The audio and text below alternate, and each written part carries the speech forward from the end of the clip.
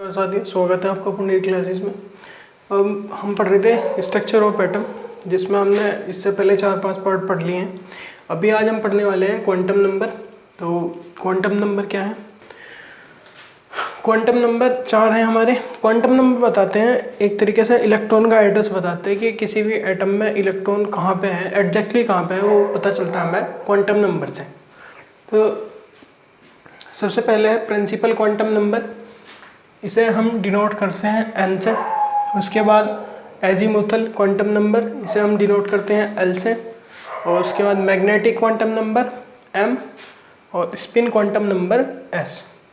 अब हम बात करेंगे प्रिंसिपल क्वांटम नंबर की। तो प्रिंसिपल क्वांटम नंबर है, इससे हमें पता चलता है इलेक्ट्रॉन का सेल नंबर, कि इलेक्ट्रॉन हमारा कौन सी सेल नंबर में है। और इसी से हम निकाल सकते हैं maximum number of electron. Maximum number of electron भी हम इससे निकाल सकते हैं। इसके लिए एक फॉर्मूला पढ़ा था हमने 2n² से। जैसे n की वैल्यू क्या हो सकती है? n कोई भी नेचुरल नंबर हो सकता है, 1 2 3 4 इस तरीके से करके। और ये हमारा पढ़ा था हमने, अगर हमारा n1 है तो k l होगा, अगर 2 है ये 3 के लिए m और 4 के लिए n, l m n इस तरीके से हमने सेल पढ़ी हुई है। उसके बाद है हमारा एजीमुथल क्वांटम नंबर। इसे हम डिनोट करेंगे l से। और ये हमें जानकारी देता है कि इलेक्ट्रॉन हमारा कौन सी सबसेल में है। n बताएगा कि इलेक्ट्रॉन कौन सी सेल में है। तो सेल हमारी 1 हो सकती है, 2 3 4 k होगी, l होगी, m होगी। लेकिन जैसे हमने पढ़ा कि फर्स्ट सेल में जो हमारी k सेल है उसमें s सब सेल होती है, और अगर हमारी l सेल है तो उसमें s और p सब सेल होंगी। m में हमारी s p d 3 सब सेल होंगी, और n में s p d f सब सेल होगी। तो n तो हमें बताएगा कि ये सेल नंबर कौन सी है, k में है, l में है, m में है, n में है। इस तरीके से हमें बताएगा इलेक्ट्रॉन कहाँ पे है। लेकिन l क्या बताता है कि वो कौन सी सब सेल में है, s में है, p में है, d में है, f में है। ठीक है, तो ये हमें बताएगा सब सेल। ठीक है, तो सब सेल। और l की वैल्यू कैसे निकालते हैं? l की वैल्यू याद रखना, ये हमने पहली वीडियो में भी करा था, s p d f। l की वैल्यू s सब सेल के लिए 0, p के लिए 1 और d के लिए 2, f के लिए 3 होती है। अगर हमारी सेल s होगी तो l की वैल्यू 0 लेंगे, p होगी तो 1, d 2 और f के लिए 3 लेते हैं। इसके साथ साथ में इससे हमें निकल जाते हैं, l से हम एक चीज़ और निकाल लेते हैं, number of orbital. Number of orbital, इसके लिए फॉर्मूला होता है 2l+1। अब यहाँ अगर l की वैल्यू रखोगे आप तो यहाँ से नंबर ऑफ ऑर्बिटल निकल जाएंगे। अगर हमें निकालना है कि s में कितने ऑर्बिटल हैं, तो l के लिए s के लिए l की वैल्यू है 0, तो 2 0 + 1 ये 0 हो जाएगा, ये बचेगा 1। s में एक ही ऑर्बिटल होता है। वहीं अगर मैं रखूँ n = l 1, तो क्या होगा, 2 1 + 1, तो ये 2 + 1 3, और ये हो जाएगा हमारा p ऑर्बिटल। और p सब सेल में 3 ऑर्बिटल होते हैं। इस तरीके से आप d के लिए और f के लिए भी निकाल सकते हो। अगर हम रखेंगे इसमें 3, तो 2 3 + 1, l के लिए मैंने 3 ले लिया, तो ये जाएंगे 5, तो 5 ऑर्बिटल होंगे d में। और अगर मैं रखूँ इसके लिए 3, तो इस बार हमारे ये आ जाएंगे 7 ऑर्बिटल d के निकल के। इस तरीके से हम नंबर ऑफ ऑर्बिटल भी निकाल सकते हैं कि किस सब सेल में कितने ऑर्बिटल होंगे। उसके बाद सेट हो, चलो। उसके बाद हमारा m यानी मैग्नेटिक क्वांटम नंबर, ये बताता है कि ऑर्बिटल में है। जैसे s में भी k में हमारा एक सब सेल है, s में हमारा s और p है। m बताएगा कि अगर हमारा k में है तो s सब सेल में होगा, वो l में है तो s में है या फिर p में है। ये हमें m से पता चलता है, यानी इससे हमें पता चलता है कि ऑर्बिटल के बारे में। m से हमें पता चलेगा ऑर्बिटल के बारे में। और वैल्यू क्या होगी m की वैल्यू होगी -L2 + L, ये वैल्यू होगी। अगर हमारा इफ़ L = 0 हो तो m की वैल्यू भी 0 होगी, क्योंकि इसमें माइनस लोगे तो भी 0, प्लस लोगे तो भी 0। अगर L की वैल्यू हमारी 1 हो तो m होगा -L2 + L, तो L हो जाएगा हमारा -1 0 + 1। इफ़ L = 2 तो m आएगा -2 -1, हर बार एक जोड़ते चले जाओगे इसमें, 0 + 1 + 2। सी इफ़ L = हमें निकालना है 3, तो m की वैल्यू आएगी -3 -2 -1 0 +1 +2 +3। इस तरीके से हम L से m की वैल्यू निकाल सकते हैं। उसके बाद है हमारा spin quantum number. Spin quantum number को हम S से डिनोट करेंगे,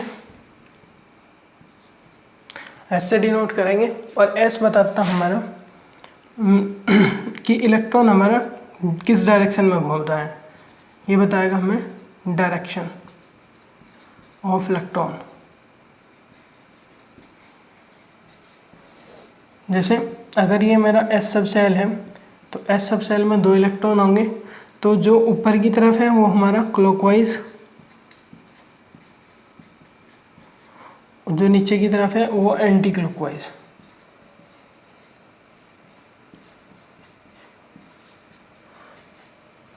तो ये हमारे क्वांटम नंबर है। अब इससे हम 1-2 एग्जाम्पल देख लेते हैं।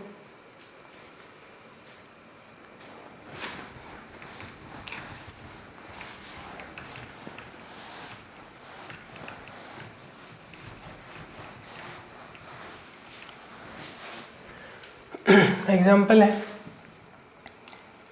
सोडियम 11 के 11th इलेक्ट्रॉन के लिए NLMS की वैल्यू फाइंड करनी है हमें, यानी चारों क्वांटम नंबर निकालने हैं हमें सोडियम के 11वें इलेक्ट्रॉन के लिए। तो इसे करने के लिए सबसे पहले सोडियम का इलेक्ट्रॉनिक कॉन्फ़िगरेशन कर लेंगे 1s2 2s2 2p6 3s1। Electronic configuration हमने इससे पहली वीडियो में सीख लिया, तो अगर नहीं आता है तो उसे देख लो एक बार। तो इसका 11th इलेक्ट्रॉन पहले तो देखेंगे कि 11th इलेक्ट्रॉन है कहाँ पे। तो यहाँ तो 2 4 6 10 इलेक्ट्रॉन तो यहाँ तक हो गए, 2 2 4 2 6, ये 10 इलेक्ट्रॉन हो गए यहाँ पे। और 11वां इलेक्ट्रॉन है ये, तो जो 11वां इलेक्ट्रॉन है उसके नीचे उसका ऑर्बिटल बना देंगे। S में एक ऑर्बिटल है और एक इलेक्ट्रॉन है। तो n की वैल्यू क्या होगी, n की वैल्यू नेचुरल नंबर होती है जो यहाँ पे लिखाई देगा, ये हमारी सेल होगी, इसी सेल में इलेक्ट्रॉन है, तो n की वैल्यू 3 होगी।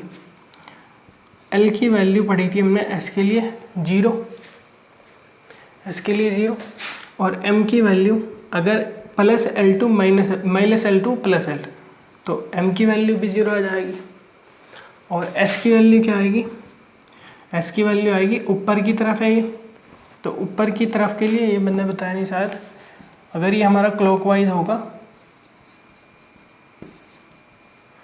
तो S की वैल्यू होगी +12, और अगर ये नीचे की तरफ होगा तो एंटी क्लॉकवाइज।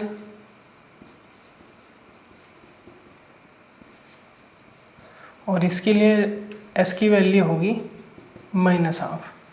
तो ये ऊपर की तरफ है तो इसकी तरफ वैल्यू हो जाएगी, यानी क्लॉकवाइज है तो इसके लिए इसकी वैल्यू होगी +12। तो इस तरीके से हम सोडियम के 11वें इलेक्ट्रॉन के लिए हमने चारों क्वांटम नंबर निकाल लिए हैं। ऐसे एक एग्जांपल और देख लेते हैं।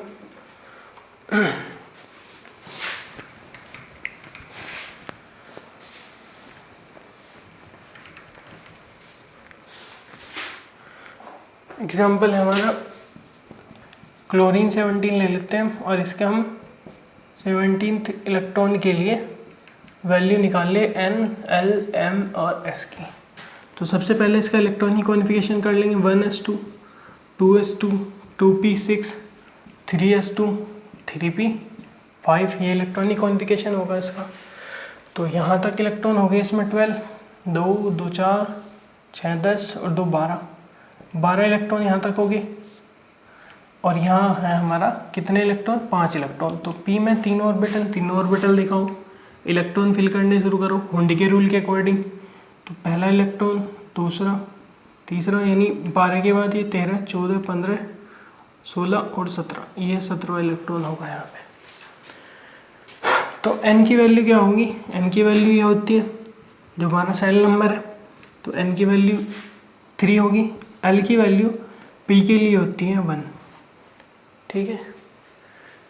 और उसके बाद m की वैल्यू होगी -l 2 +l, हर बार एक जोड़ते चले जाएंगे इसमें और +l तक लेके जाएंगे।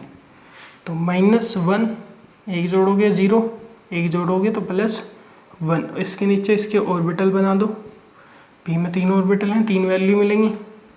इसके इलेक्ट्रॉन बढ़ाओ तो ये इलेक्ट्रॉन होगा, ये 17वां इलेक्ट्रॉन है। तो इसके लिए m की वैल्यू क्या है, 0, जो उनसे की वैल्यू के नीचे आ रही होगी वो 0। ये -1 है, ये 0, ये +1, तो m की वैल्यू 0। और ये है हमारा एंटी क्लॉकवाइज, तो s की वैल्यू होगी -12। तो ये हमारी चारों वैल्यू आ गई, चारों क्वांटम नंबर निकल गए क्लोरीन के 17वें इलेक्ट्रॉन के लिए। इससे आगे हम कल देख लेंगे।